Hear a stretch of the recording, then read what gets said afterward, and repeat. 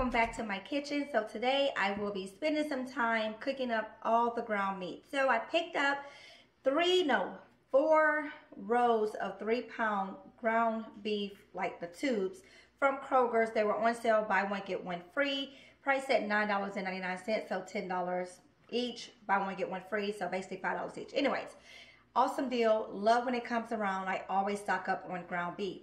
Now my plan is to go ahead and cook all of that ground beef up. I have a few dishes that I'm going to make and double those dishes so that I get a few different meals out of them. Then I probably am just going to do 3 whole pounds of just cooked ground beef, put it in individual Ziploc bags, just to have, if we decide to have nachos or taco night or spaghetti or what have you, we'll have the ground beef already cooked. That's the plan. So I have been trying to get back into the habit of doing batch cooking, where I'm cooking a ton of food at once, or just doubling up a particular meal I'm making that night. That way we have food in the freezer that I can just reach for, especially on those super busy nights. Just kind of trying to save my sanity, but also save my budget at the same time. Now, since the hubby and I are doing keto, like I'm for real keto, he's still playing around. He's not 100% committed. He has given up pasta, grains, and bread and things. Well, I can't even say bread because I caught the brother eating some cinnamon toast the other day and he looked at me like, don't say nothing. I'm like, dude, what are you doing? Anyways, I'm committed to keto. He playing around. So what I'm finding is the size of a meal that I would normally cook for our family is just, it's too much. It's not really working out anymore. We're ending up with days upon days of leftovers because me and the hubby are not eating from that same meal, if that makes sense. So what I have been doing is whatever meat we're having for that meal, I can eat the meat, the kids can eat it. If I need to prepare my meat a different way, you know, if I'm not using salt or something like that, I will portion mine out and cook it separately from what I cook for the family. But when it comes to like our sides, I'm so used in the habit of cooking for 6 people, but also cooking enough to have leftovers for lunch or dinner the next day, that I didn't realize I needed to kind of scale back and not count my own meals in that ratio. So anyways, with that, because I am eating keto, I don't eat as much and I don't eat as often. So again, we're eating up with more food than we're consuming. So yeah. So one of my things I need to start working on, along with batch cooking, is portions and making sure that I'm cooking or fixing enough that's really honestly just for the kids. Because when it comes to cooking a lot of like freezer meals, I'm still using pasta and grains and things like that feeding the kids. So really more so just portioning out just for the kids to have.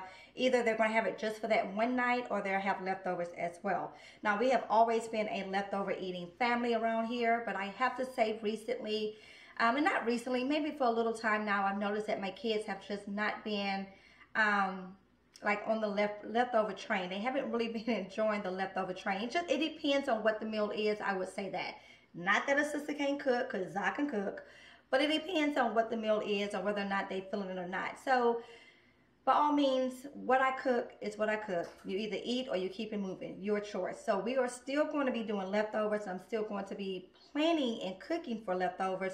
However, still trying to give the kids more variety throughout the week and not just, you know, Sunday nights leftovers, Monday's dinner, Monday's night leftovers, Tuesday's dinner, etc. Kind of trying to spread things out. So anyways, I'm trying to get better at portion control for the family overall, but then also batch cooking. So typically when I do like a big freezer meal or something I'm going to be freezing, I'll do a big pan like this, you know, a really big pan, a big size for the entire family. But again, being that I'm on keto and I'm not eating pastas and grains, that it just becomes too much, and the husband's not eating pasta and grains either. So I picked up these smaller trays from the Dollar Tree, and I'm going to see how they work out for some of the meals that I'm planning. So I'm going to do ravioli bake, which is basically the frozen ravioli pieces, and put ground meat and pasta sauce over it, call it a day. And then I'm going to also do like a hamburger helper mix and just use some macaroni noodles, ground meat, pasta sauce. Well, not pasta sauce. I'll probably do diced tomatoes or something. I don't know. We'll see. But anyways, I'm going to do that and see where that gets me on the portion size with doing it in just this container here. Because the way I feed the kids, and the way I've always fed the kids and the family, is that we have our main you know, main meal, and then we'll have our sides and salad to go with it, and maybe a dinner roll or bread. So anyways, Lord, your side is that I'm used to cooking for the family. Is it working out? We're ending up with way too much food and too much waste. So we're going to scale that back some. I'm going to stop yapping and get to cooking because I got all this ground meat I need to cook up. So let's get started.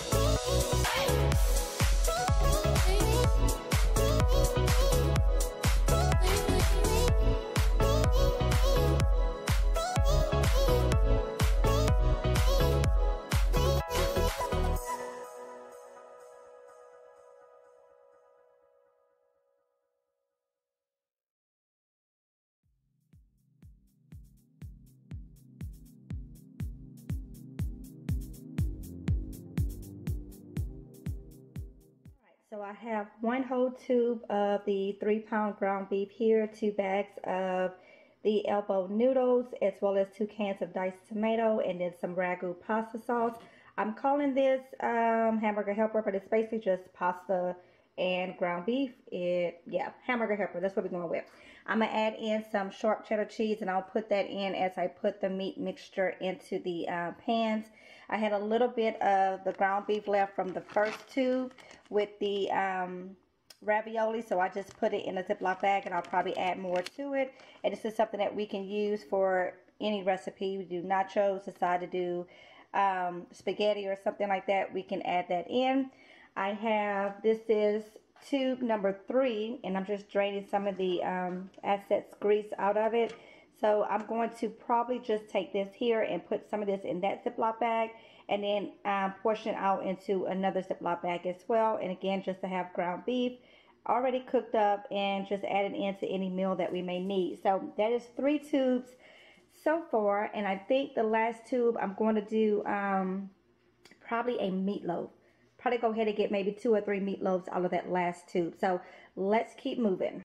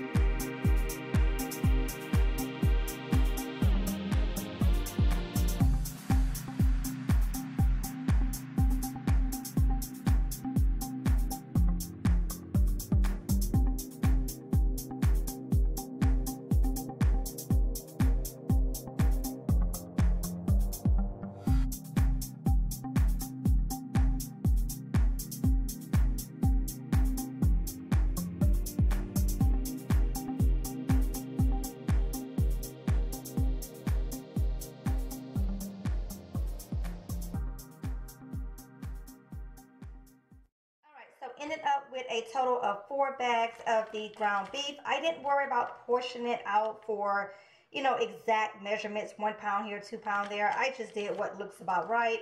Again, adding this here for taco night or nachos will work. We always add in additional ingredients such as our nachos, we add in black beans and then all the fixings. And then the same for taco night, we add in beans, refried beans and all that stuff. Then I have 1 larger sack for spaghetti, which I don't cook spaghetti in this house. The hubby is the king of spaghetti, so we'll let him handle that. So for spaghetti, he always add in some chopped sausage as well. So this will definitely be enough for all of that. So that works out perfectly. Now, while I'm batch cooking all this ground meat, I also have tonight's dinner in the oven, which is going to be meatloaf. I just need to make a glaze for it. I'll serve it with some roasted red potatoes for the kiddos, as well as some vegetables. And then the hubby and I will have a sweet potato with it, and then a salad, of course. Now, I did 2 meatloaves a couple weeks back. I froze 1. I had 1 for dinner. So I just pulled this one out for tonight's dinner to make life a little bit easier. And again, I'll just do the roasted potatoes for the kids and sweet potatoes for the hubby. Alright guys, so not quite sure what happened to the audio on this part of the video, but instead of doing meatloaf with that last tube of ground meat, I decided to go ahead and make hamburger patties. These came out absolutely perfect. So I used my little hamburger smasher that I've had forever and a day. You know how you pick up all these random little tools that you never get around to using? Or maybe that's just me. But anyways, I used this here, and I think we came out with about maybe 11 hamburger patties total, which was definitely enough for our family. I flash froze these for just about 15-20 minutes, and then from there I placed them in a Ziploc bag, separating them by parchment paper. That way they didn't stick to each other. Now, we did already cook these up, and OMG, it was perfect. We just took them out. We seasoned them while they were on the grill cooking up, and they were absolutely delicious. So this worked out absolutely perfect. Now, I sure hope you guys enjoy these meal prep videos. Definitely give me comments down below as to any other meal prep ideas that you may have that you would like to see from me. And definitely always share any recipe, any money saving tips in the kitchen, and time saving tips as well. As always, thanks so very much for watching, and until next time guys, bye.